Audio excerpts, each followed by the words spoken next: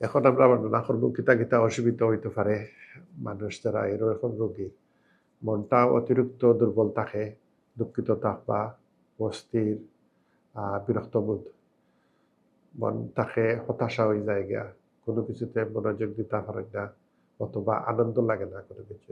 আগে যেটা এটা ভালো হইতা, এখন হইল মন বেশি দুর্বল, অথবা খারাপ লাগে, মনে হয় যেন অন্য মানুষের কাছাকাছি থাকতাম না, খুব ঘুম কম হয়, রুচিও কমে যায়, আর অনেক স্মৃতিশক্তি মনোযোগ দেওয়া কষ্ট হয়ে যায়। এই ধরনের হইল ডিমেনশিয়ার মানুষের আরো বেশি হয়।